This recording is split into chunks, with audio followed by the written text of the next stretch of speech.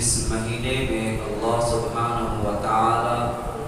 رحمت کی گھٹائیں جس کے اندر جھوم جھوم کر برستی ہیں، جس مہینے کے اندر تھوڑے سے عمل کرنے پر اللہ سبحانہ و تعالی کہیں مغفرت کا وعدہ فرمایا، کہیں گناہوں کی بخشش کا وعدہ فرمایا، کہیں مغفرت کا وعدہ فرمایا، تو اس مہینے کے اندر تھوڑے سے عمل کرنے پر کہیں پر مغفرت کا وعدہ، کہیں پر رحمت کا وعدہ، کہیں پہ گناہوں سے خلاصی کا وعدہ، پورے پچھلے گناہوں کا معافی کا وعدہ اللہ نے تھوڑے تھوڑے عمل پر رکھا ہے۔ اسی مناسبت سے آج کا دن جمعۃ الوداع کا دن ہے، اور اس دن کے اندر بھی کچھ ایسے تصورات ہمارے ذہنوں میں پائے جاتے ہیں جس کا قرآن اور حدیث سے کوئی اس کی نسبت ہے ہی نہیں۔ مثال کے طور پر بعض حضرات جمعۃ الوداع میں یعنی اس رمضان المبارک کے یعنی آخری جمعہ کو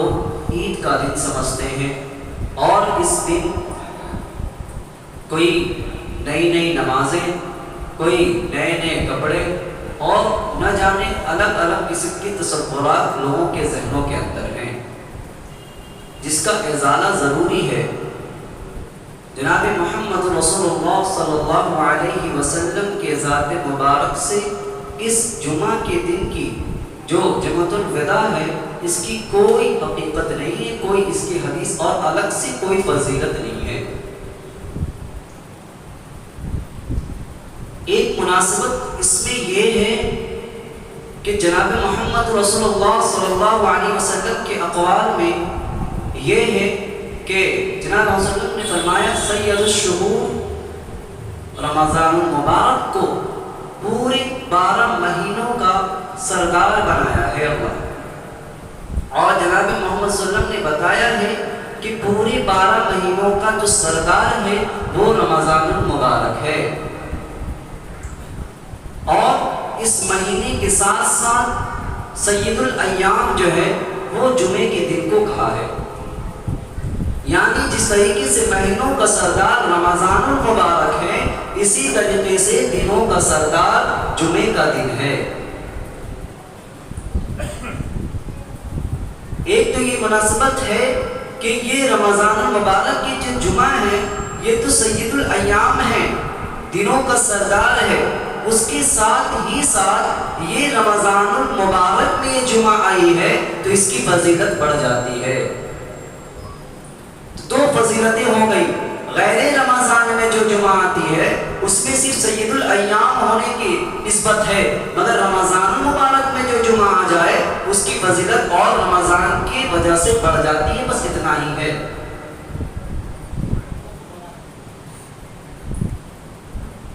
اس حساب سے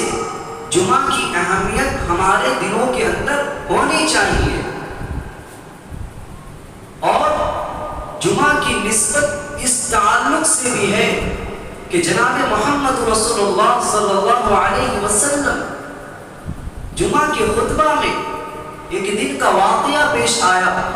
جس دن میں اسی جمعہ یعنی جمعے کے دن میں ہمارے دل کے اندر جہاں خوشیاں منانے کی چاہت اور طلب ہے، اسی طریقے سے اس جمعے کے دن ہمیں ایک ڈر، ایک خوف جناب محمد رسول اللہ صلی اللہ علیہ وسلم نے اپنی ایک حدیث مبارکہ سے ہمیں بتا کر گئے۔ اس حدیث کے اندر وہ خطبہ، وہ دعا جمعہ کے دن ہی پیش آیا، اور اس کے ساتھ ساتھ اس حدیث کے اندر جو 3 دعائیں تھیں گویا کہ وہ در حقیقت بد دعا تھی، وہ جمعے کے دن ہی پیش آیا ہے۔ سب سے پہلے ہم رمضان المبارک کے اس آخری جمعہ جو ہم سے ختم ہو جانے والی ہیں، اس سال اس رمضان میں اور جمعہ نہیں ملنے والی،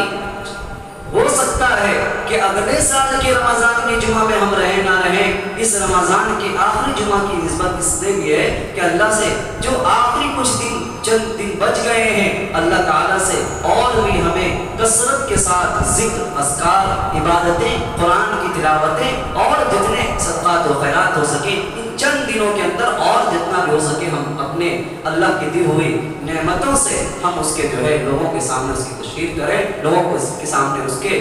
اس کو خرچ کریں اور عبادتیں اپنے عبادت و ریاضت سے اللہ کو منانے کی کوشش کریں۔ اس رمضان المبارک میں دو چیزوں کا ذکر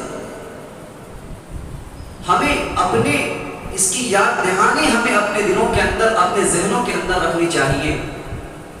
وہ دو چیزیں کیا ہیں؟ دو چیزیں، سب سے پہلا ان میں سے یہ ہے کہ انسان مسرت یعنی خوش رہے، دوسرا یہ کہ انسان شکر کرے۔ ایک ہے مسرت، دوسرا انسان شکر ادا کرے۔ مسرت اس معنی پر، خوشی اس معنی پر کہ اس رمضان مبارک کے اندر یہ آپ دیکھیں گے آپ کے سامنے میں، آپ کے قرب و جوار میں، آپ کے دوست و احباب میں، آپ کے رشتہ داروں میں، آپ کے علاقے میں ایسے لوگ بھی آپ کو ملیں گے کہ رمضان کا مہینہ آیا، روزے گزر گئے، وقت گزر رہے ہیں، تراویح کی نماز ختم ہوتی چلی گئی، قرآن کی تلاوت ختم ہوتی چلی گئی، مگر آپ کے سامنے ایسے بھی لوگ آپ کو ملیں گے کہ رمضان کے مہینے آنے سے بھی ان کی زندگی میں کوئی تبدیلی نہیں آئی، کوئی تبدیلی نہیں آئی، نہ ان کے کھانے پینے کا شیڈول بدلا ہے، نہ ان کے دن اور رات کے جو ان کے مشغلے تھے نہ وہ ان میں کمی آئی ہے، نہ ان میں تبدیلی آئی ہے، نہ ان کی زندگی میں خود ان کی زندگی میں کچھ تبدیلی نہیں آئی۔ ایسے لوگ بھی آپ کو ملیں گے کہ رمضان کے پورے مہینے گزر رہے ہیں، انہوں نے ایک روزہ بھی نہیں رکھا ہوگا۔ ایسے لوگ بھی ملے ہوں گے کہ پوری تراویح کی نماز ختم ہو گئی ہوگی، مگر ایک دن بھی اتنی توفیق نہ ملی ہو کہ اس نے رمضان کے مہینے میں تراویح ادا کی ہو۔ ایسے شخص بھی ملیں گے کہ جنہوں نے پورے مہینے افطار بھی نہیں کیا ہو، تو روزہ نہیں رکھا تو افطار کا سوال ہی نہیں پیدا ہوتا، تو ایسے شخص بھی آپ کو نظر آئیں گے۔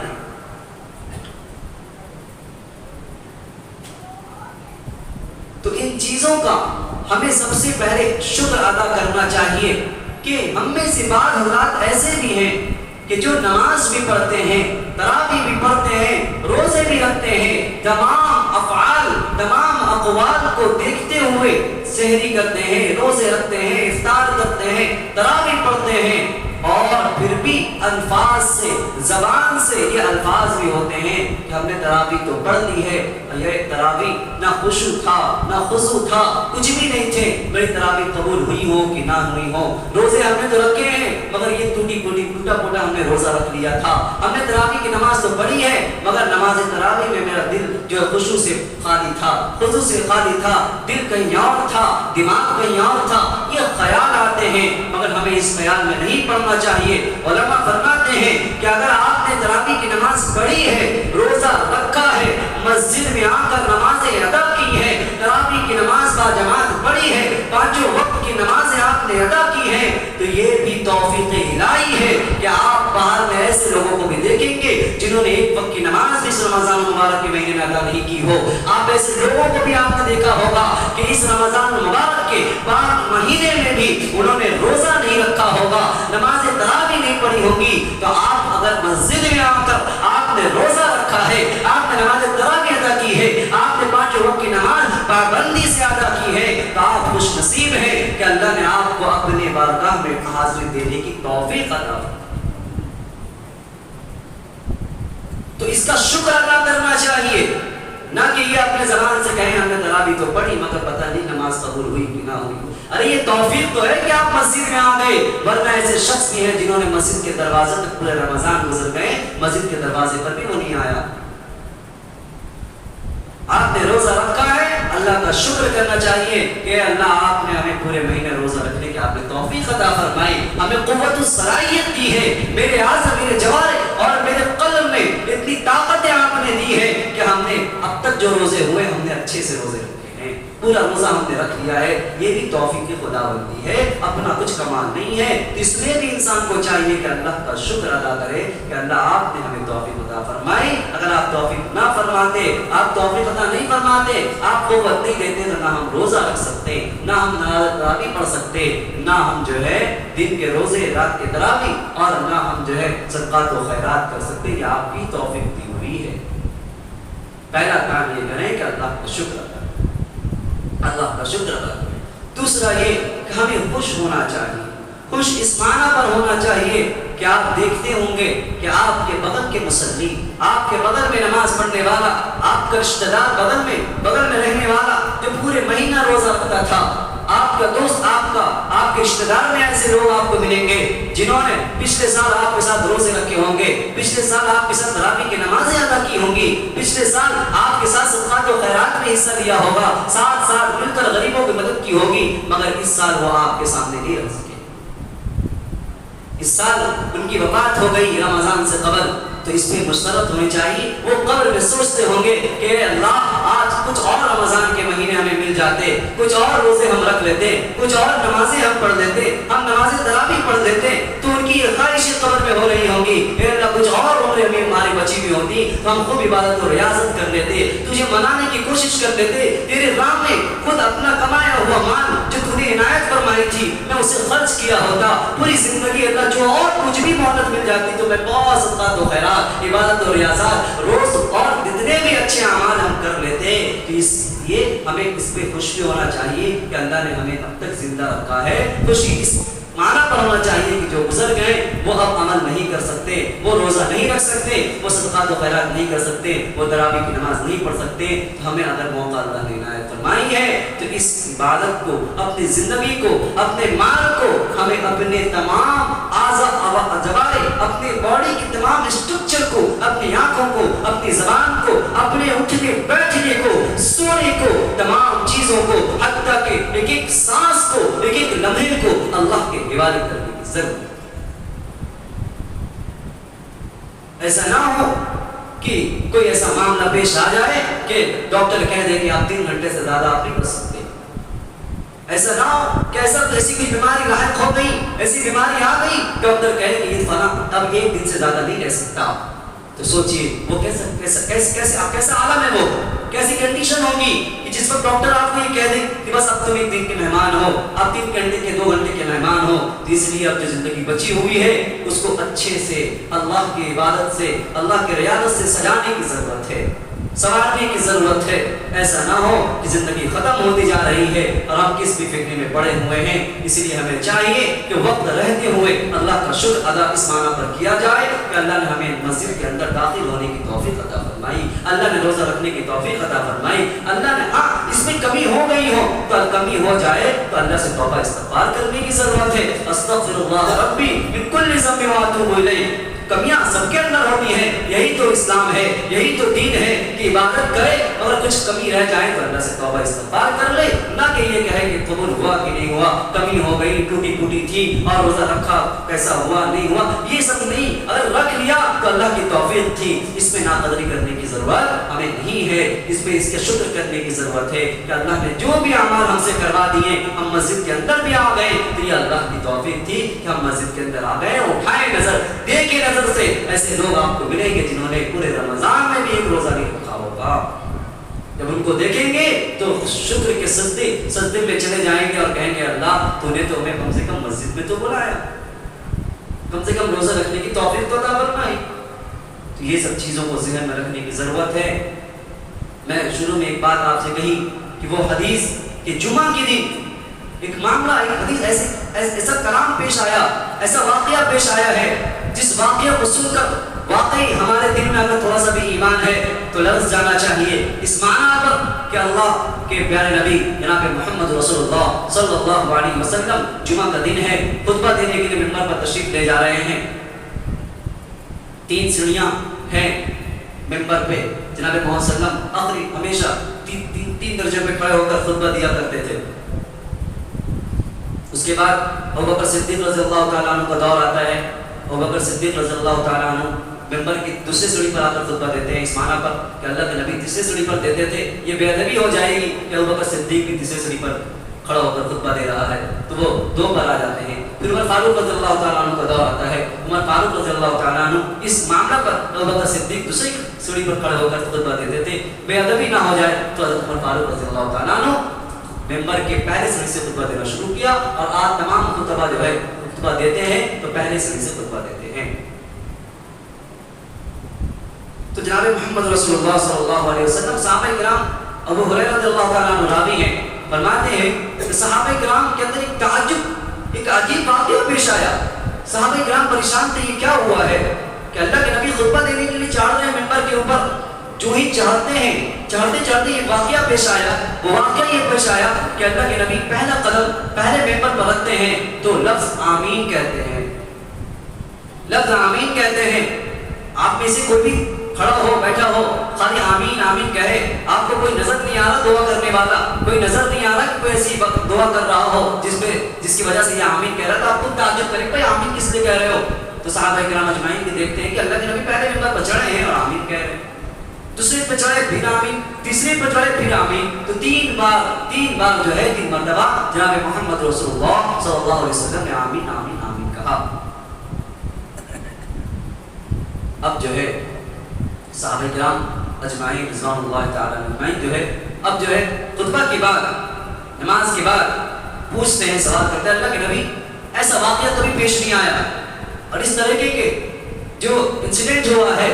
ऐसा कभी पेश नहीं आया कि हमने ऐसा देखा हो कि आप मिंबर पर चढ़ रहे हो और आमीन कह रहे हो। 1 मरतबा नहीं, 2 मरतबा नहीं, 3 मरतबा आपने ये कलमा कहा कही है कि आमीन आमीन आमीन। तो जनाब मोहम्मद रसूलुल्लाह सल्लल्लाहु अलैहि वसल्लम फरमाते हैं कि सहाबा मेरे प्यारे सहाबी देखो अभी ये मामला हुआ कि जिब्रील अलैहिस्सलाम दुआ कर रहे थे, बल्कि दर हकीकत ये दुआ नहीं थी, बद्दुआ थी। जिस बद्दुआ को करने वाले कौन, जो मलाइका के सरदार हज़रत जिब्रील अलैहिस्सलाम हैं, जो तमाम फरिश्तों के सरदार हैं और तमाम फरिश्तों में सबसे आला और अफजल जिनको है वो सैयदुल मलाइका हज़रत जिब्रील अलैहिस्सलाम, जो बद्दुआ कर रहे हैं दर हकीकत। और उन पर आमीन कहने वाले कौन, जो तमाम नबियों के सरदार सैयदुल अव्वलीन वल आखिरीन हैं, जनाब मोहम्मद रसूलुल्लाह सल्लल्लाहु अलैहि वसल्लम की ज़ात मुबारका है, जो हज़रत जिब्रील अलैहिस्सलाम की बद्दुआ में आमीन कह रही है। और वो ऐसी जगह मस्जिद नबवी जो तमाम मस्जिदों में सबसे ज्यादा सवाब का हामिल है, जहाँ सनेकिया के एक नमाज पढ़ने में कितनी नेकियां मिलती हैं, वैसी मस्जिद, वैसा मिंबर, वैसे नबी और वैसे फरिश्ते। एक फरिश्ते दुआ कर रहे हैं, एक नबी आमीन कह रहा है, और ऐसा मकाम कि वहाँ दुआ जो है इसमें कोई शक नहीं है कि वो दुआ कबूल नहीं हुई होगी। अब सुनने की बात ये है कि वो बद्दुआ जो थी दर हकीकत वो क्या थी। अगर वो बद्दुआ हमारे ज़हनों में रहे तो वाकई हमारे लिए जिंदगी गुजारना आसान हो जाए। याद रख लीजिएगा, इसमें कोई शक नहीं है कि वो बद्दुआ कबूल नहीं होगी, क्योंकि जिसमें जनाब मोहम्मद सल्लल्लाहु आमीन कह दे और फरिश्तों के सरदार जिसमें बद्दुआ कर रहे हो तो उसमें कोई गुंजाइश नहीं रहती कि वो बद्दुआ कबूल अल्लाह के दरबार नहीं। अल्लाह के नबी फरमाते हैं, सहाबियों देखो पहले मिंबर में चढ़ रहा था, मैं तशरीफ ले जा रहा था, उस वक्त जिब्रील अलैहिस्सलाम ने फरमाया कि उसके नाक जो है आलूद हो जाए, खाक आलूद हो जाए, वो तबाह हो बर्बाद हो जाए वो शख्स जो अपने जिंदगी में बुढ़ापे उम्र के माँ को बाप को पाया हो और अपने आप को जन्नत का तलबगार और अपने आप को जन्नत का हकदार नहीं बना लिया हो, वैसा इंसान बर्बाद हो जाए। ये जिब्रील अलैहिस्सलाम की बद्दुआ है कि एक इंसान अपने माँ को बाप को किसी को भी बुढ़ापे की उम्र में पाया और उसकी खिदमत कर कर उसको मनवा ले, ऐसा मनवा ले कि वो इंसान जन्नती ना हो जाए, तो वैसे इंसान के नाक जमीन पे लगड़ जाए, यानी वो बर्बाद हो जाए, खाक आलूद हो जाए। इस बद्दुआ पर जनाब मोहम्मद रसूलुल्लाह सल्लल्लाहु अलैहि वसल्लम ने आमीन कही। यानी वाकई अगर कोई ऐसा शख्स है जिसकी जिंदगी में उसके माँ बाप में से कोई भी बुढ़ापे की उम्र को मिला हो और उसकी वो इतनी खिदमत न कर ले कि वो जन्नत का हकदार बन जाए, तो ऐसा शख्स बर्बाद है, तबाह है, बर्बाद हो जाए। तो अल्लाह के नबी ने आमीन कही है। दूसरे सीढ़ी पर जनाब मोहम्मद रसूलुल्लाह सल्लल्लाहु अलैहि वसल्लम दूसरे मिंबर की दूसरी सीढ़ी पर तशरीफ ले गए। उस वक्त फिर जिब्रील अलैहिस्सलाम ने फरमाया कि जिस वक्त आपका नाम लिया जाए, اور جو شخص آپ پر درود نہ بھیجے وہ شخص تباہ و برباد ہو جائے. جناب محمد رسول اللہ صلی اللہ علیہ وسلم نے آمین کہی. ہمیں چاہیے کہ جب بھی جناب محمد رسول اللہ صلی اللہ علیہ وسلم کا نام آئے, نبی کا نام آئے, تو زبان سے کہیں صلی اللہ علیہ وسلم. اسی لیے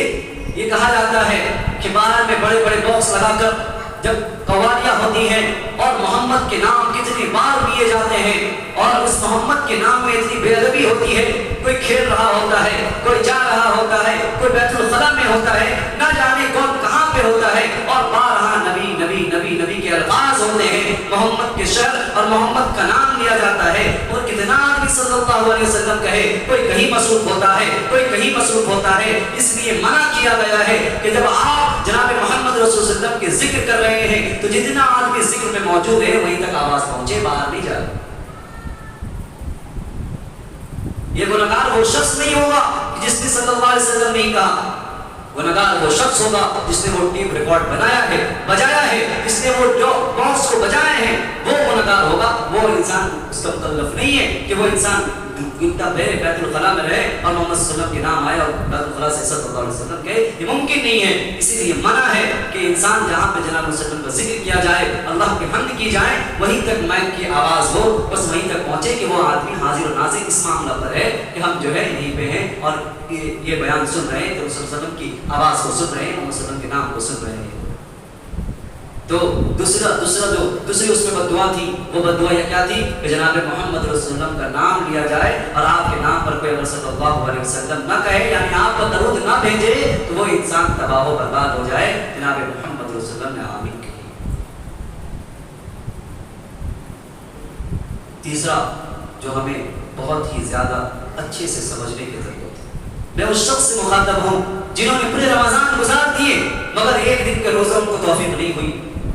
جنہوں نے کوشش بھی نہیں کی کہ اللہ ہم آج روزہ رکھ لیں, جنہوں نے کوشش بھی نہیں کی کہ ہم تراویح پڑھ لیں, جنہوں نے کوشش بھی نہیں کی نہ کی اس معنی پر کہ اس روزہ رکھنے سے کیا ہوگا, ہمیں تو کام کاج کرنے ہیں, تکلیفیں اٹھانی ہیں, تکلیف اٹھانے میں روزہ رکھنا ہمارے لیے پاسبل نہیں ہے, ہمارے لیے ممکن نہیں ہے. اس شخص کے لیے اس بات کو, اس حدیث کو اپنے ذہن میں بٹھانے کی ضرورت ہے. آپ کے یہاں یہ قابل قبول نہیں ہے عذر کہ آپ اللہ کے دربار میں جا کر کہیں گے اے اللہ میں نے پورے رمضان روزہ اس لیے نہیں رکھا تھا کہ میرے اندر صلاحیت نہیں تھی. ارے آپ کوشش تو کرتے, جب کوشش کرتے اس کے بعد آپ کو اللہ نے چھوٹ دی ہے. وَإِن كُنتُم مَرِيضًا أَوْ عَلَىٰ سَفَرٍ فَعِدَّةٌ مِّنْ أَيَّامٍ أُخَرَ, کہ تم میں سے کوئی بیمار ہے, مریض ہے, کوئی سفر میں ہے, روزہ نہ رکھے, اللہ نے چھوٹ تو دے دی ہے.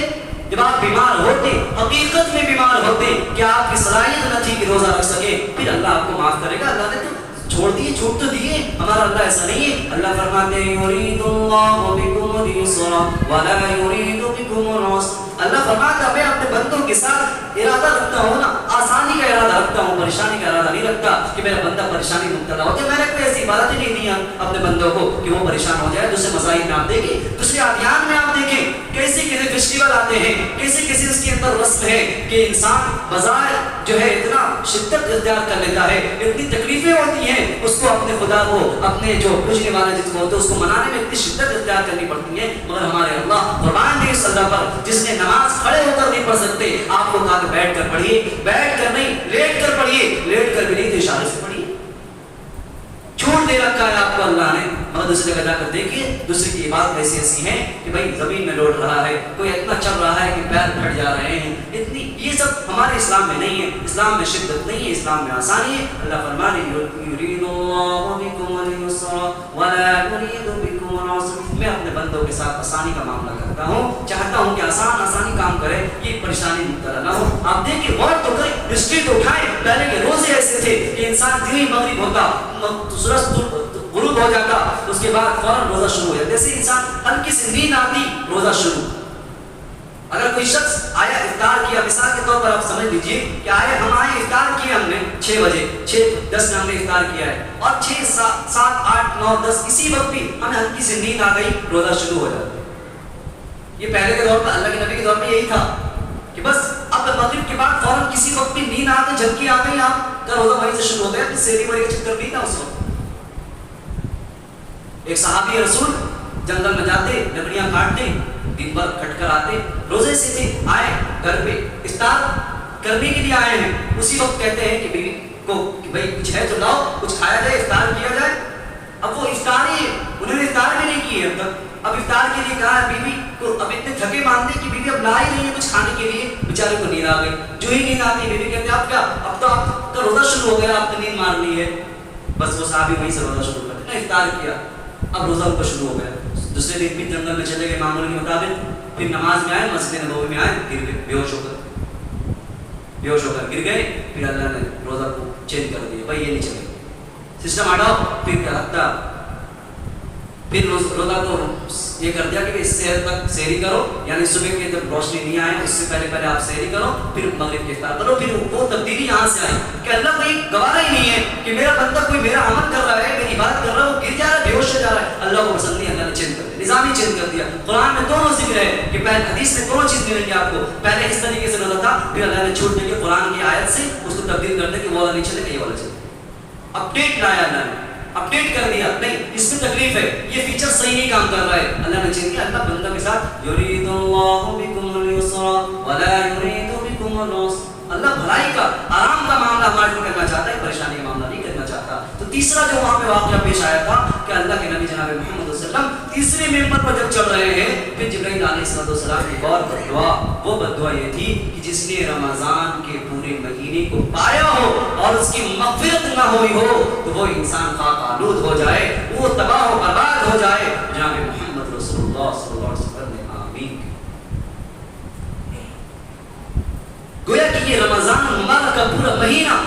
اس میں اللہ سبحانہ و تعالیٰ رمضان کی معنی آتے جلانے کی، اللہ سبحانہ و تعالیٰ ہمارے گناہوں کو جلاتا رہتا ہے، ہر دن جلاتا رہتا ہے۔ انسان روزہ رکھتا ہے، تراویح پڑھتا ہے، صدقات و خیرات کرتا ہے، نیک اعمال کرتا ہے، پورے گناہ کے کاموں سے بچتا ہے، زبان کو جھوٹ سے پاک رکھتا ہے، دل کو نفاق سے پاک رکھتا ہے، عمل کو دکھاوا سے پاک رکھتا ہے، تو اللہ سبحانہ و تعالیٰ اس کے گناہوں کو جلاتا رہتا ہے، یہاں تک کہ آخری رمضان کے آخری دنوں میں انسان جب پاک و صاف ہوتا ہے، جب عید الفطر کی نماز پڑھنے کے لیے جب عیدگاہ میں جاتا ہے تو جناب محمد رسول اللہ اللہ سبحانہ و تعالیٰ فرشتوں سے فرماتے ہیں دیکھو یہ میرا مزدور ہے جنہوں نے پورے رمضان کے پیچھے روزے رکھے ہیں، یہ میرا مزدور ہے جنہوں نے تراویح کی نماز پڑھی ہے، قیام کیا ہے، جس نے صدقات و خیرات کیا ہے، دل کو گناہوں سے پاک رکھا ہے، صرف اس معنی پر کہ میں ناراض نہ ہو جاؤں۔ اس بندے نے اپنے آسائش کو، اپنے آرائش کو، اپنے بھوک و پیاس کو، تمام چیزوں کو مجھ پر قربان کر دیا تھا،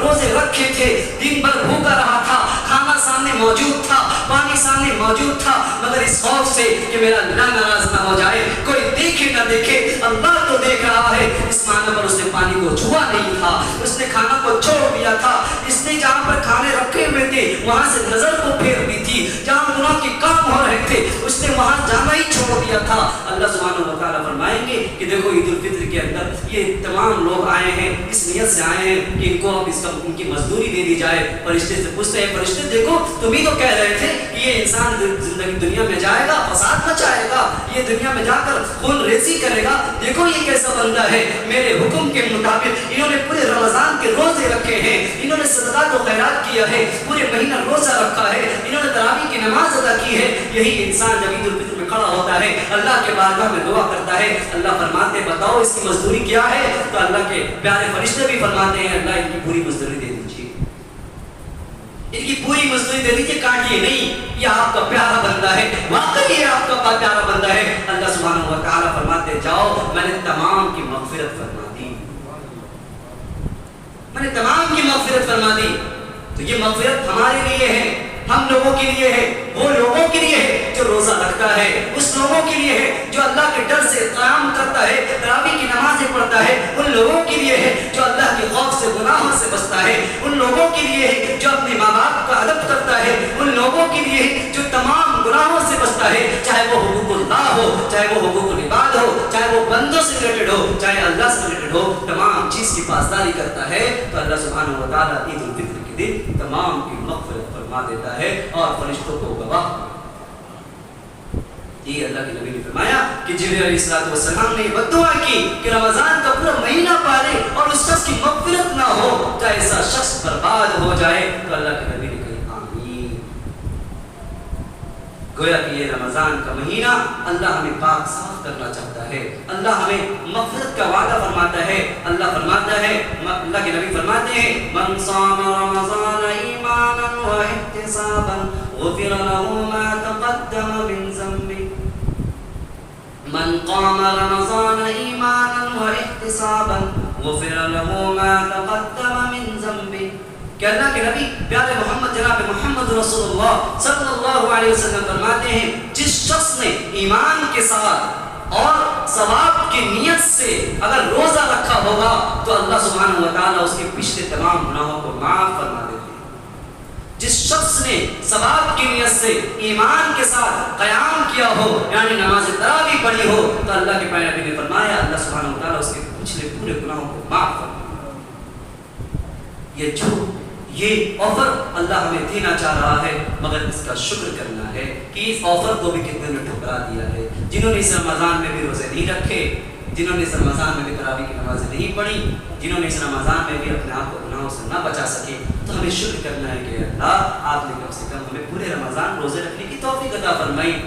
آپ نے جو ہے ہمیں نماز جمعہ اور پورے نمازوں کو پڑھنے کی توفیق عطا فرمائی۔ اللہ سے شکر کرنا ہے اور دوسرا یہ کہ خوش ہونا ہے اس معنی پر کہ کتنے لوگ چلے گئے، ہم کو اللہ نے ابھی بھی زندہ رکھا ہے تو ہم خوب اللہ کی عبادت و ریاضت کر لیں، اللہ کو منا لیں۔ اللہ مان جائے تو سب مان جائے، اللہ نہ مانے تو کوئی پھر ہمارے لیے بہت ہی مشکل ہے کہ ہماری زندگی اور ہمارے لیے کل قیامت میں ہماری مغفرت ہو سکے، ہمیں نجات مل سکے۔ اللہ سے دعا اور اللہ سے مانگنے کی ضرورت ہے۔ ہم دو چیزوں کا جو ہے ہم یہ اپنے دلوں میں اس رمضان کے مبارک مہینے میں دو چیزوں کا یہ ایک مسرت اور ایک